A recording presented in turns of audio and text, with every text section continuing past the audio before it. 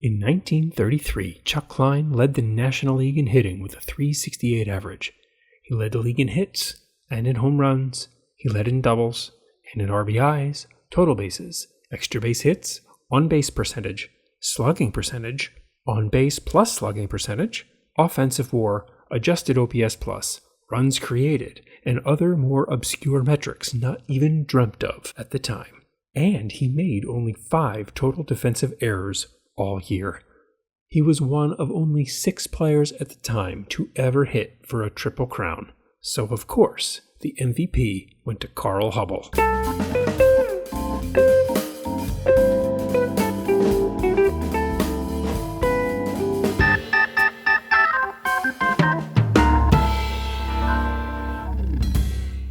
The Hoosier Hammer was one of those absolutely dominant historical players not named Ruth, Gehrig, or DiMaggio that have been completely lost in the shadow of Ruth, Gehrig, and DiMaggio. But when you look at some of the stats, you begin to question why we don't have more of their baseball cards. Chuck Klein struggled in school and worked at a steel mill while playing semi-pro ball, which delayed the big league scouts from finding him. The Cardinals initially signed him, and he immediately began tearing up the minors for the Redbirds at Fort Wayne. But the commissioner of baseball found out that the Cardinals secretly owned a second minor league club in the Central League, which was against the rules. The Cardinals were forced to sell the Fort Wayne team and suspend their rights to all of the player contracts. Chuck Klein, who in 1928 had already hit 28 home runs in 88 games for Fort Wayne, was scooped up immediately by the Phillies, who outbid the Yankees to get him. The Phillies added him to their roster immediately. Klein's first cardboard appearance came by way of the Exhibits postcard series. Now, I don't count these as baseball cards. Maybe you do. But I can't make the case that this is his rookie. It's a postcard, with a postcard back, with a baseball player on it. 1929 was his first full year in the big leagues, in which he led the National League with 43 home runs. He appeared that year in the R316 Cash-In series. These cards are unnumbered and blank back, but I think you can make the argument that this is his rookie card. The 29 Cash-In set were baseball picture cards sold in sets with other baseball picture cards. That sounds a lot like a baseball card to me. But the Cash-In Chuck Klein is rare. Only 32 known examples by PSA and another 36 over at SGC. That's it. So, nice if you can get it, but one only comes up a few times a year, if that. In 1930, Klein hit .386 and led the National League in runs scored, doubles, and total bases. The first of 4 consecutive years he led the league in total bases. He got a strip card that year too, in the W554 set. It was clear that Klein was becoming a dominant force in the league, but he had his detractors. He played for the Phillies, after all, who were far less popular than their American League brothers, the Athletics.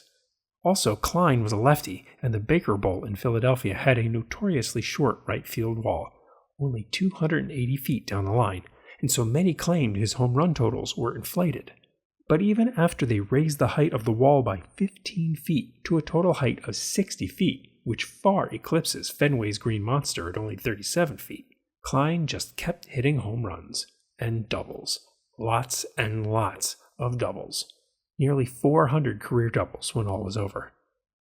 By 1931, Klein was a bona fide star and inching even closer to an MVP. He appeared in the W517 hand-cut set that year. But 1932 began a stretch of total dominance by Klein. He led all of baseball in hits and runs scored, with 38 home runs, 50 doubles, 20 stolen bases, hitting a staggering .348 on the year. It was the last time a player has ever led in both home runs and stolen bases in a single year. He was awarded the MVP at the end of the 32 season. The 1932 U.S. Caramel card, number 21, is a perfect way to celebrate Klein's ascendance to baseball goddery. But bring money, as you'll need $1,000 or $2 to have it in your collection.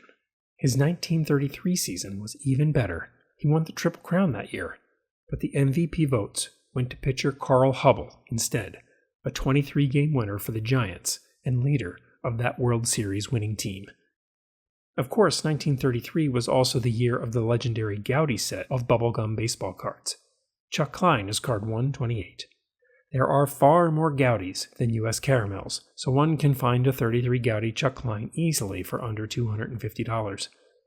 Klein also appeared in the 33 DeLong set.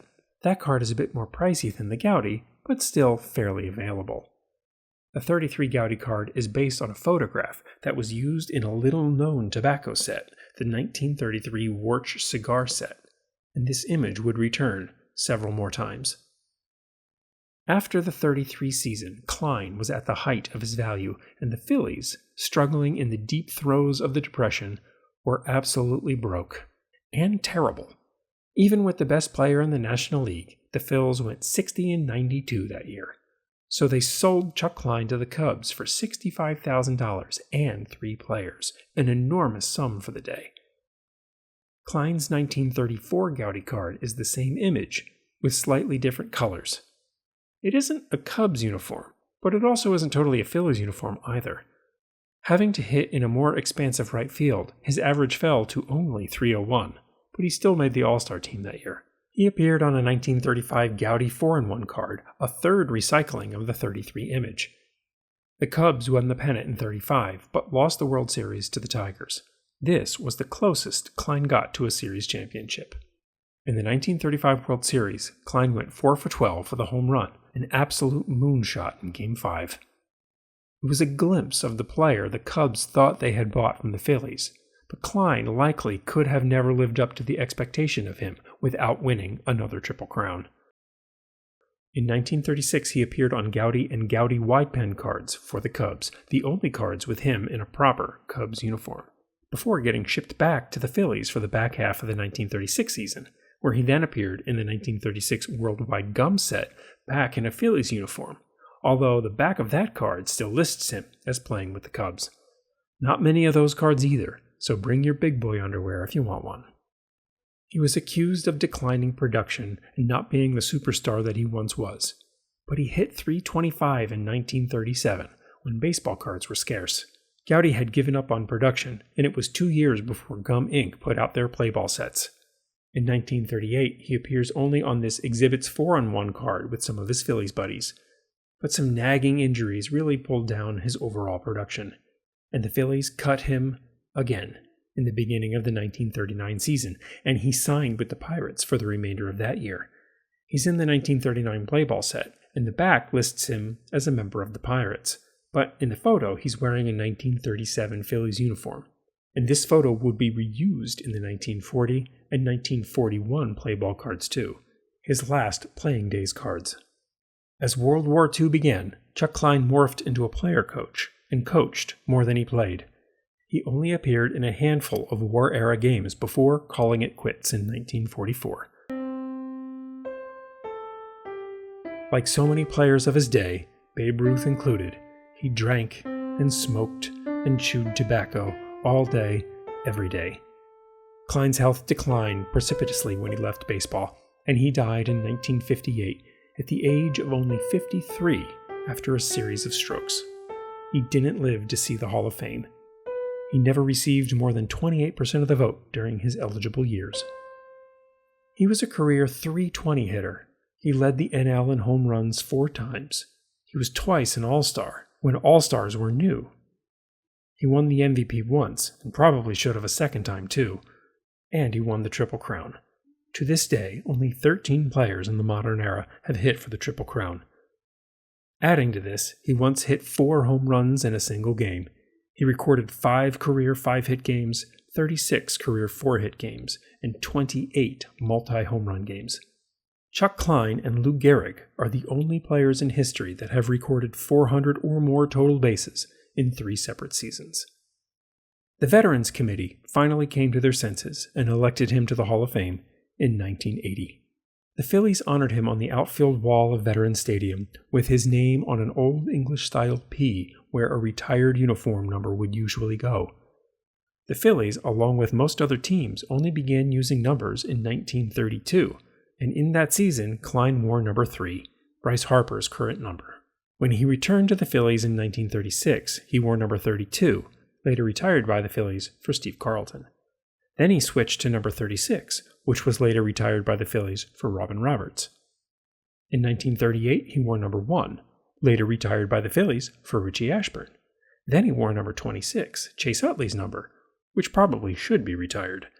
And then number 14, later retired by the Phillies for Jim Bunning. Late in his career, he also wore number 29, number 3 again in 1942, number 8 in 1943, and number 26 again in 1944, his last Major League season. Rather than choose from one of these numbers, the Phillies simply retired a P for him, as they did for pre-numbers legend Grover Cleveland Alexander. Klein's most recognizable baseball card is the 1933 Gowdy, and that's all well and good, as it represents the pinnacle of his dominance in baseball. To collect player runs of some of the early guys can be tricky, as you have to jump between many different sets and issues. But one can collect a near-complete run of Chuck Klein, 1937 being the 1 year with no specific issue. I think Klein's biggest problem was the Phillies tax. He was the best player in the league, playing for the worst team. The Yankees of this era loom large over baseball and over baseball cards. But the silver lining is that I can afford playing days cards of Chuck Klein, as can most vintage collectors. The Ruths, Gehrigs, and DiMaggios more and more are only obtainable by and for a select few. From 1928 to 1933, there was nobody better, and Chuck Klein became known as the Babe Ruth of the National League. If a 1933 Gowdy Chuck Klein, card number 28, is the only way I can afford to have a Babe Ruth in my collection, then so be it. All hail the Hoosier Hammer. Kneel before your hitting king and celebrate his crown, or in this case, his Triple Crown. Thanks for watching. Klein was a legend in the days of yore. Tune in next time for more baseball card stories, legends, and more.